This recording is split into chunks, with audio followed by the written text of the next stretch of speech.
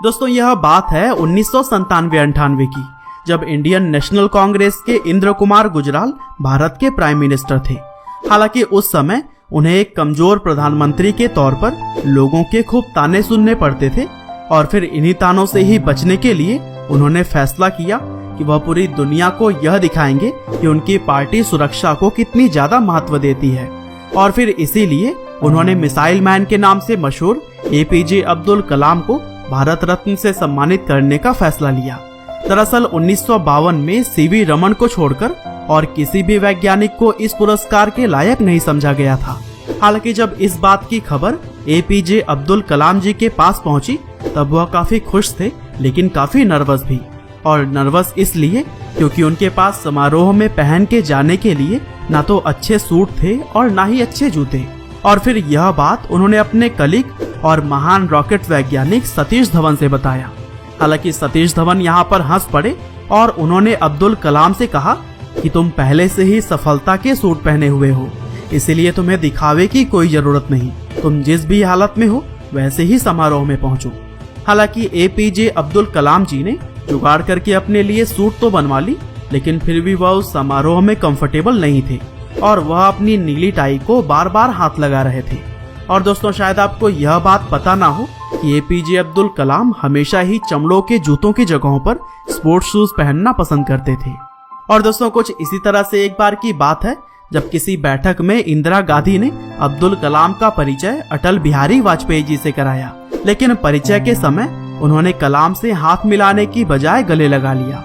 हालांकि यह देखते हुए इंदिरा गांधी शरारती ढंग से मुस्कुराईं और वाजपेयी की चुटकी लेते हुए कहा कि अटल जी, लेकिन कलाम तो मुसलमान है। और फिर अटल बिहारी जी ने भी इस बात का जवाब यह कहकर दिया कि अब्दुल कलाम ना हिंदू और ना मुसलमान है, वह तो एक भारतीय और वैज्ञानिक महान है।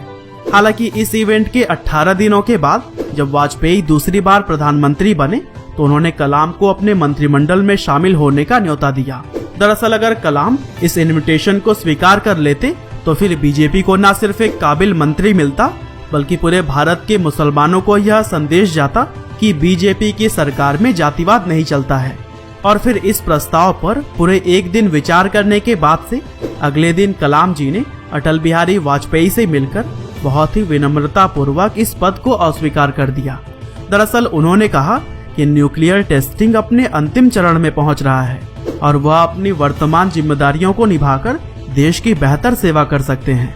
और फिर इसी वाकया के 2 महीने के बाद भारत ने न्यूक्लियर बम टेस्ट किया था और इस उपलब्धि में अब्दुल कलाम जी का बहुत ही बड़ा योगदान रहा।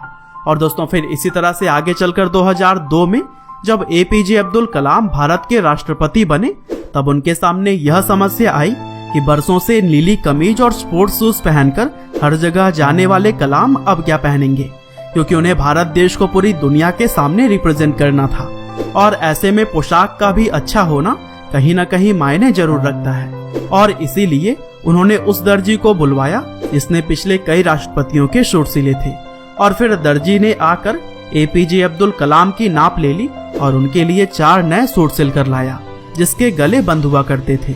और आजकल इस तरह के सूट को प्रिंस सूट के तौर पर जाना जाता है। हालांकि कलाम ने जब यह सूट पहना तब वह इससे बिल्कुल भी खुश नहीं थे, क्योंकि वह कहते थे कि इस सूट में ऐसा लगता है कि मुझे सांस लेने में प्रॉब्लम हो रही है। और फिर इसी वजह से दर्जी ने उनके सूट के गर्दन के पास से थोड़ा कट लगाया।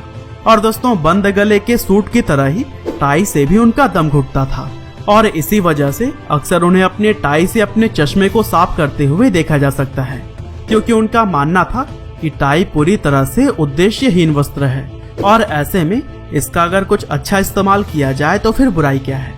और दोस्तों ऐसे ही एक बार की बात है जब अपने परिवार को राष्ट्रपति भवन में ठहराने के लिए कलाम ने 3.5 लाख रुपए का चेक अपने खुद के अकाउंट से काटा था। वैसे तो आजकल के कई सारे नेता लोगों को भ्रष्ट माना जाता है, क्योंकि वह जनता के लिए कम काम बल्कि अपने पॉकेट भरने के लिए ज्यादा करते हैं और अगर उन्हें कहीं से भी थोड़ा भी मौका मिल जाए तो वह लोगों को लूटने में लग जाते हैं। हालांकि डॉक्टर कलाम जैसे राष्ट्रपति शायद ही हमें दोबारा मिले, क्योंकि एक बार की बात है एपीजे अब्दुल कलाम जी ने अपने परिवार के करीब 52 लोगों को दिल्ली आमंत्रित किया और वे सभी लोग कुल 8 दिन राष्ट्रपति भवन में रुके। लेकिन जब लास्ट में सभी लोग वापस घर चले गए तब कलाम जी ने कुल खर्चों का एक लिस्ट तैयार करवाया और फिर किराए सहित खाने पीने और घूमने हर चीज का पैसा उन्होंने अपने पर्सनल अकाउंट से पे किया। यहाँ तक कि उनके भाई का पोता गुलाम मोइनुद्दीन उस समय कलाम के राष्ट्रपति होने के बावजूद भी मुनीरिका में एक किराए के कमरे में रहता था। और दोस्तों, दिसंबर 2005 में उनके बड़े भाई जब अपनी बेटी नजीमा और पोता गुलाम के साथ हज यात्रा के लिए मक्का गए तब सऊदी अरब में भारत के राजदूत को इसके बारे में पता चल गया और फिर उन्होंने राष्ट्रपति को फोन करके परिवार को हर तरह की मदद देने की पेशकश की। हालांकि कलाम का सिर्फ यही जवाब था कि मेरा आपसे अनुरोध है कि मेरे 90 साल के भाई को बिना किसी सरकारी व्यवस्था के एक आम तीर्थयात्री की तरह हज करने दें। और दोस्तों, सिंप्लिसिटी का इससे बड़ा उदाहरण क्या हो सकता है। इसके अलावा देश प्रेम के साथ साथ डॉक्टर कलाम को पशु और पंछियों से भी बहुत प्यार था और इसी से ही जुड़ी हुई एक समय की बात है कि ठंडक के दौरान अब्दुल कलाम जी राष्ट्रपति भवन के मुगल गार्डन में टहल रहे थे और तभी उन्होंने देखा कि एक सुंदर मोर को अपना मुंह खोलने में दिक्कत हो रही है। और फिर यह देखकर कलाम जी ने तुरंत ही पशुओं के डॉक्टर सुधीर कुमार को बुलाया और फिर मोर की जांच करने की कहा। और फिर जांच करने पर पता चला कि मोर के मुंह में ट्यूमर है, जिसकी वजह से वह ना तो अपना मुंह खोल पा रहा है और ना ही बंद कर पा रहा है। हालांकि तुरंत ही आदेश के बाद से उस मोर की सर्जरी की गई और फिर उसका ट्यूमर निकालने के बाद जब वह पूरी तरह से ठीक हो गया तब दोबारा उसे मुगल गार्डन में ही लाकर छोड़ दिया गया। इसके अलावा टहलते समय ही कलाम जी ने यह देखा कि सुरक्षा गार्ड के कैबिन में हीटिंग की कोई भी व्यवस्था नहीं थी और कड़ाके की ठंड में वहां पर मौजूद गार्ड्स कांप रहे थे। और फिर उन्होंने तुरंत ही संबंधित अधिकारियों को बुलाया और उनसे गार्ड के कैबिन में जाड़े के दौरान हीटर और गर्मी के दौरान पंखा लगवाने की व्यवस्था करवाई। और दोस्तों, एक बिजी प्रेसिडेंट होने के बावजूद भी अब्दुल कलाम अपने लिए भी कुछ समय जरूर निकालते थे और अपने निकाले हुए समय में उन्हें रुद्रवीणा बजाते हुए भी देखा जा सकता है। इसके अलावा डॉक्टर कलाम एक धार्मिक मुसलमान भी थे जो कि हर दिन सुबह की नमाज जरूर ही पढ़ा करते थे। साथ ही उन्हें कुरान और गीता पढ़ते हुए भी अक्सर देखा जा सकता था। और दोस्तों, कलाम साहब पूरी तरह से ही शाकाहारी थे और इन सभी बातों से आपको यह अंदाजा तो लग ही गया होगा कि हमारे missile man doctor APJ Abdul Kalam ji किस तरह के इंसान थे। बाकी अगर आपको यह वीडियो पसंद आई हो तो इसे शेयर करना बिल्कुल भी ना भूलिएगा।